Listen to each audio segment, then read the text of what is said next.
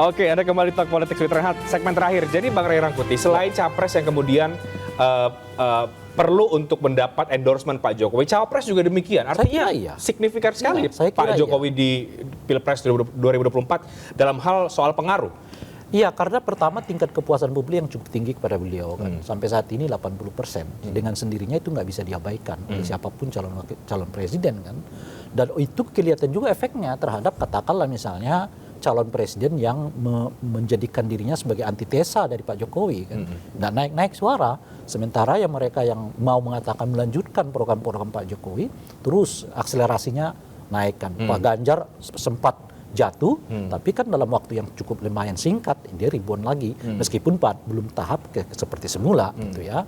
Pak Prabowo awalnya kelihatan mandek sekali gitu ya, tapi begitu dibawa oleh Pak Jokowi di beberapa tempat sekarang naik sampai 5-6% mendapatkan itu kan, sehingga dapat menyaingi Ganjar Pranowo gitu. Jadi tidak bisa diabaikan, kecuali oleh karena itu juga kalau misalnya katakanlah dalam ini Pak Prabowo dan Pak Ganjar ya mendapatkan bagian dari elektabilitasnya itu dari popularitas Pak Jokowi, ya ini soal kemampuan Pak Jokowi menjaga ini. Kalau sampai di akhir tahun dia turun juga, ya otomatis ini bisa terancam mendapat penurunan gitu ya. Nah itu satu hal gitu. Hal yang lain menurut saya adalah soal calon wakil presiden ini. Saya kira ya sudah di angka 70%. Untuk Anies itu wakil presidennya adalah AHY. Saya kira udah sulit bagi Anies untuk mencari calon wakil presiden yang lain kalau tidak dengan AHY, karena AHY ya adalah kunci bagi mereka untuk bisa mendaftarkan diri gitu. Untuk posisi Gerindra saya kira 70% juga lah di Pak Muhaimin gitu. Kecuali Pak Muhaiminnya sendiri nanti yang ikhlas mengatakan oke deh, saya akan kasih kepada yang lain. Tapi siapa? Kepada nama yang lain. Kepada yang lain gitu. Ada yang menyebutkan Airlangga. Tapi saya kira juga Gerindra nggak akan ambil Airlangga. Pertama karena elektabilitasnya dengan Pak Muhaimin kurang lebih sama. Bahkan mungkin pada tingkat tertentu Pak Muhaimin jauh lebih bagus dibandingkan dengan Airlangga gitu ya. Tetapi pada saat yang bersamaan Pak Prabowo butuh orang yang bisa masuk ke sektor lain. Sebab kalau yang bersamaan dengan Airlangga, mereka ceruk pemilihnya sama di tengah gitu. Nah, Muhaimin adalah pilihan strategis. Dengan begitu Muhaimin dapat mengalihkannya mungkin ke arah kanan sedikit gitu ya, khususnya kepada kelompok-kelompok Islam moderat kan gitu. Nah, untuk yang paling sulit ditebak menurut saya sekarang adalah Ganjar, karena lagi-lagi karena mereka punya tiket sendiri, golden gitu ticket. ya. Iya gitu. Jadi dan justru karena itulah kemudian yang menurut saya paling tidak disebutkan dengan urusan cawapres ini adalah Ganjar sendiri gitu. Nah, ini kalau Pak Gerindra Pak Prabowo cukup sibuk soal cawapres. Persoalannya bukan itu. Kalau beliau dengan Pak Muhaimin elektabilitasnya nggak cukup bagus. Jadi ada kebutuhan memang mencari figur yang lain. Tapi saat yang bersamaan belum bisa diyakinkan betapa penting figur ini untuk mendongkrak suara mungkin kepada Pak Muhaimin. Pak Muhaimin tetap mungkin ya kalau kita baca-baca sampai sekarang nggak ada tawaran bagi beliau kecuali beliau menjadi calon wakil presiden kan gitu ya. Nah hal yang sama terjadi di Anies Baswedan. Kalau ia tetap milih AHY, ini juga nggak naik-naik suara, pemilihnya segitu-gitu aja gitu. Jadi problem dua pasangan ini ada di situ. Mereka sebetulnya secara perseratan nggak bisa keluar dari rekan koalisinya secara perseratan ya. Tapi kalau itu dipakai nggak terlalu menunjang di pasar pemilu gitu. Nah Ganjar pun tidak punya problem itu, dia punya golden ticket. Tapi jangan lupa juga, ya kan, kalaupun walaupun dia punya golden ticket, tidak dengan sendirinya dia bisa seenak hati untuk mengambil gitu ya. Dia butuh figur-figur yang lain, butuh tokoh-tokoh yang lain. Dan oleh karena itu tokoh-tokoh itu muncul menurut saya dari teman-teman koalisi PDI Perjuangan yang sekarang sudah terbentuk satu, tapi boleh jadi 2 atau 3 teman koalisi yang akan datang. Disitulah potensi dan nama-nama yang akan bisa digodok oleh mereka yang sebut saja kan ada beberapa tadi itu ya yang sudah disebutkan itu tadi gitu. Jadi sekalipun PDI mengatakan kami ada 10 nama atau berapa nama gitu, tapi menurut saya itu potensinya di bawah 20%, 80%-nya itu ada di teman koalisi dari PDI Perjuangan. Bang Eriko, betul bahwa Pak Ganjar mungkin menjadi sosok baca pres yang sekarang belum sibuk terlalu memikirkan soal cawapres? Ya begini, sebenarnya kan kalau dilihat dari semua kan pendeklarasian Mas Ganjar ini yang paling belakang. Artinya secara konsolidasi, katakan kalau konsolidasi di partai itu sudah jauh lebih rigid lah. Nah ini konsolidasi tadi yang disampaikan Bang Ray, kali ini saya sependapat dengan Bang Rey bahwa konsolidasi dengan partai-partai lain. Seperti sekarang kalau berkunjung ke daerah pasti berkunjung ke basisnya P3. Karena bagaimanapun sebenarnya yang dikehendaki oleh masyarakat secara tidak tertulis memang diharapkan nasionalis dan religius ini penting sekali. Jadi memang inilah yang sekarang sedang berjalan. Artinya konsolidasi ini dulu berjalan, dan soal calon wakil presiden tadi saya sudah sampaikan sebelum ini bahwa memang ini masih dinamis sekali. Ini kan masih dicocok-cocokkan. Tadi Bang Rey sudah sampaikan, kami bersyukur bahwa ini kendala ini tidak menjadi satu terlalu hal yang problema. Artinya kalau ini diambil kesepakatan dengan kerjasama partai lain ini bisa jauh lebih smooth lah seperti itu. Karena apapun juga ini penting bahwa tadi saya sudah sampaikan, kemenangan ini ditentukan oleh kelengkapan kebersamaan antara calon presiden dan wakil presiden. Dan ini kita sudah membuktikannya di tahun 2019. Nah, ini yang penting. Kalau misalnya katakan proses-proses lain atau apa koordinasi dengan partai-partai lain ini sedang berjalan. Tadi saya sudah sampaikan kepentingan dari partai-partai lain juga adalah mengenai kuartal efek ini, itu tidak bisa diabaikan, dan ini sangat wajar. Nah, inilah yang sekarang sedang berkonsolidasi maupun di pihak kami maupun di pihak Pak Prabowo maupun di pihak antitesa Pak Jokowi. Ini pasti masih bergelut di sana. Tapi sekali lagi ada momen nanti harus mengambil keputusan, dan itu tidak bisa diabaikan, karena pada saat itu nanti itu menjelang akhir itu akan terjadi. Nah, jadi kita tunggulah hasil survei ini seperti apa nanti yang akan terjadi ke depan ini. Berarti akan ada hasil survei dengan konfigurasi yang menurut Bang Eriko akan berbeda dengan yang terjadi sekarang. Ini sudah dimulai. Oh, sudah dimulai. Sudah dimulai kan? Aku malah bacanya begini Bung Reinhardt ya. Kalau misalnya 2-3 bulan ke depan ada survei yang membuktikan kelebihan suara atau selisih suara di atas 10%, boleh jadi Pak Prabowo dengan Ganjar itu satu kesatuan dalam satu koalisi besar gitu, dengan target 1 putaran ya, bukan lagi 2 putaran seperti yang sekarang gitu. Nah, oleh karena itu mungkin ya kuncinya itu tidak terburu-buru menetapkan sebagai calon wakil presiden. Tunggu 2-3 bulan lagi. Kalau ada selisih sampai 10%, boleh jadi Pak Prabowo dengan Pak Ganjar negosiasi siapa di antara mereka yang mungkinkah itu Bang Eriko? Begini, saya ke Bang Andre juga. Ya, nanti bisa ditanyakan sama Bung Andre. Bang Rey tadi sudah menyampaikan, nanti kan sebentar lagi juga ada pertemuan antara Ibu Ketua Umum, Ibu Megawati dengan Pak Prabowo. Begitu juga dengan ketua-ketua umum partai lain. Ini kan sudah waktunya. Nah, kita tidak tahu. Ini kita sama-sama memahami, Bang Rey, Bung Andre juga saya rasa bisa sepakat bahwa politik itu the art of possibility. Tidak ada yang tidak mungkin di politik, kan begitu. Hanya yang tidak mungkin di politik membangkitkan orang mati, itu kata Bang Rey dalam pertemuan terakhir kita bersama-sama. Artinya begini. Ini semua menarik ini.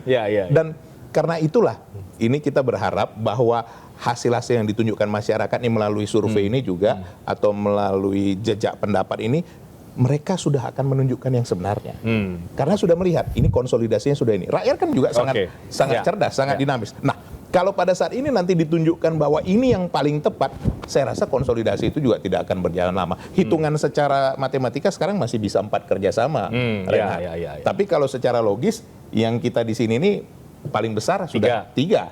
Tapi bukan berarti tidak bisa jadi 2. Bang Rey untuk 2, bukan tidak mungkin. Setuju ya Bang Andre? Mungkin juga Prabowo, Ganjar Prabowo, atau bagaimana konfigurasinya? Ya, gitu. saya bilang tadi dari awal pertama, ya Pak Prabowo itu calon presiden. Kalaupun dengan Mas Ganjar tentu wakil presidennya Mas Ganjar. Itu yang pertama ya. Tapi nanti kita lihat dinamika ke depan. Dan tergantung juga kesepakatan dengan PKB. Karena sekali lagi kami berkoalisi dengan PKB. Tapi yang menarik memang, ini kan masih pendaftaran masih lama ya. Kita lihat dinamika survei ini terus bergerak ya. Tapi kami sih menyukuri ya, bersyukur bahwa sejak bulan Maret, April, Mei Pak Prabowo konsisten lah sama Mas Ganjar di dalam rentang margin error yang sama. Nah, kalau dibilang unggul nanti dibantah nanti. Jadi kita ini tawadu aja. Nah, jadi masih dalam rentang margin error ini kami syukuri bahwa ini menunjukkan bahwa masyarakat melihat bahwa Pak Prabowo adalah figur yang paling layak melanjutkan pemerintahan Pak Jokowi. Jadi saat ini ya komunikasi politik terus dilakukan. Ya, Pak Prabowo tentu akan bertemu dengan banyak tokoh bangsa untuk berdiskusi, bersilaturahim. Pimpinan partai kami juga akan melakukan hal sama. Lalu kami, kader-kader Gerindra yang di bawah, terus berkeliling menemui masyarakat dan meyakinkan masyarakat bahwa Pak Prabowo adalah figur yang paling tepat memimpin Indonesia tahun 2024, melanjutkan legasi Pak Jokowi. Bung Rehan, sedikit saya tambahkan melengkapi tadi Bung Andre, ya memang kita menyadari betul bahwa endorsement tadi disampaikan oleh Bang Rey dari Pak Jokowi itu tentu hal yang tidak bisa diabaikan. Bahwa Pak Jokowi itu tentu sudah punya pengalaman 10 tahun dan memang beliau menginginkan adanya legacy yang meneruskan ini. Dan tentunya partai tempat beliau bernaung, PDI Perjuangan, sangat berkepentingan untuk hal itu. Jadi artinya begini, biarlah Bu Mega dan Pak Jokowi berkreasi menurut caranya sendiri-sendiri, sehingga nanti akan bertemu pada satu titik di mana jangan kita salah bahwa Pak Jokowi adalah kader PDI Perjuangan. Nah, buat kita yang paling utama apa? Keberlanjutan pembangunan ini bisa berjalan sebagaimana yang dikehendaki rakyat. Jangan nanti pada saat ini sudah dikerjakan baik, kemudian berlanjut ke hal-hal yang lain yang tidak berkaitan dengan ini. Nah, ini yang sebenarnya paling penting tadi sudah disampaikan oleh Bung Andri. Satu hal yang sangat membahagiakan kami tentunya, dan saya rasa juga Bang Rey juga setuju, bahwa ini semua ingin meneruskan legasi dari Pak Jokowi. Tadi Bung Andre sudah menyampaikan. Nah, itu yang paling penting, bahwa keberlanjutan dan kesejahteraan rakyat Indonesia ini menjadi yang paling utama. Bang Ray Rangkuti, kalau kita lihat mungkin di atas kertas bersaing ya Pak Ganjar dengan Pak Prabowo, tapi melihat Bang Andre dan Bang Eriko kok kayaknya adem-adem aja. Beda ya sama 2019 ya. Jangan-jangan memang ini ujung-ujungnya seperti yang Anda baca tadi itu. Ini bisa jadi duet malah. Ya makanya tadi kuncinya itu ada di 2-3 bulan ke depan ya. Jadi tidak perlu buru-buru untuk menetapkan gitu. Nah, misalnya pendaftaran juga masih lama, Pak. Pendaftaran masih lama. Jadi kalau ada selisih di atas 10%, ya bisa jadi keduanya akan bertemu gitu ya. Lalu apakah misalnya PKB menerima kenyataan itu, kesulitannya ke dalam kondisi kayak begitu, lalu PKB kemana? Itu juga pertanyaan kan. Kan nggak ada pilihan juga bagi PKB kecuali ikut kepada arus besar ini kan, yang disebut dengan koalisi besar gitu. Pun juga dengan Golkar.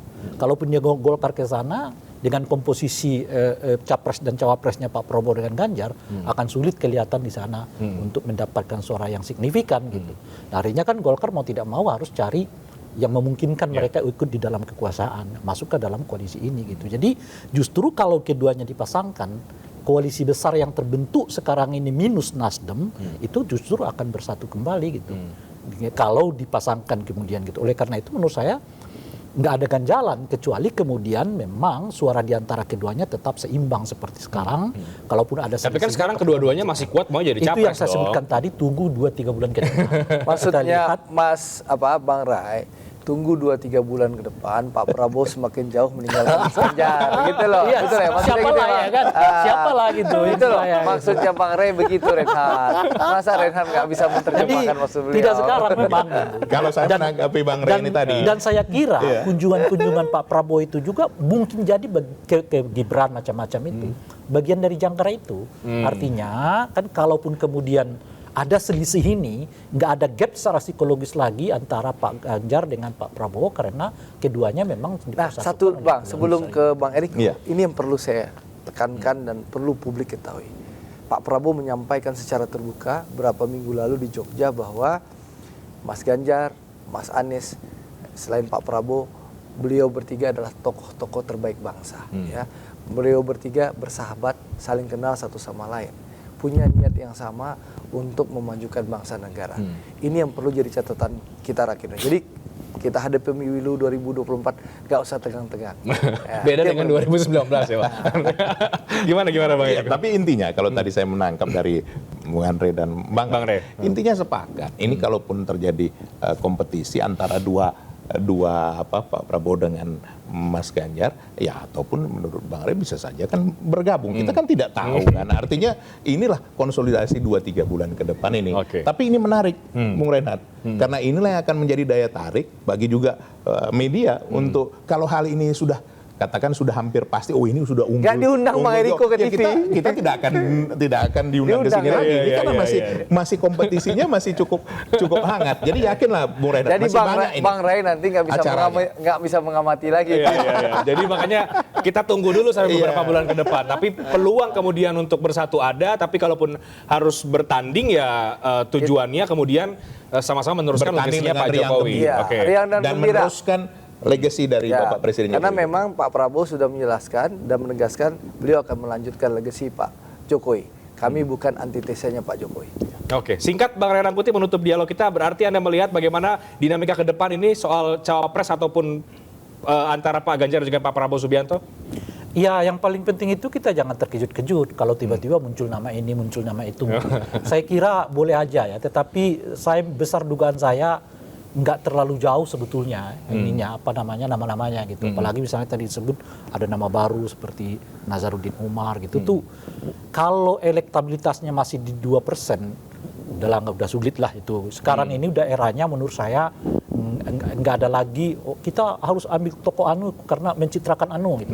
Dengan survei-survei ini orang udah mendasarkan diri pada kekuatan-kekuatan mana elektabilitas gitu loh. Oke. Jadi nggak peduli lagi misalnya apakah itu satu suku yang sama, satu agama yang sama, apa satu asal usul yang sama gitu tuh udah nggak terlalu signifikan. Oke. Orang lihatnya sekarang adalah apakah elektabilitasnya saling mendukung atau tidak mendukung Baik. gitu. Nah ini sebetulnya pada tingkat tertentu sehat bagi kita, bagi demokrasi kita, Ya. sehingga kita nggak perlu lagi terjebak pada isme-isme Oke. yang selama Ya, ini ya. menjadi Ya. hambatan Oke. kita secara politik. Baik, kita tunggu babak-babak berikutnya supaya Bang Andre, Bang Ray dan juga Bang Eriko kita undang lagi ke sini Iya, dan kita diskusi lagi untuk kejutan yang berikutnya. Jadi Ya. intinya sing sabar, Sing ojo sabar. ke susu. Oke, Dan Bang. jangan terkejut-kejut tadi Jangan disampaikan terkejut-kejut. Pak Andre, bahwa nanti ada muncul nama-nama yang asik. Kan Oke, begitu. menarik. Demikian Talk Politics with Reinhardt. Pemirsa, kita akan tunggu nanti pertemuan berikutnya dengan para narasumber saya yang luar biasa pada malam hari. Saya pamit, terima kasih, selamat malam. Selamat malam. Thank you, Bang. Jadi santai-santai aja, nggak usah.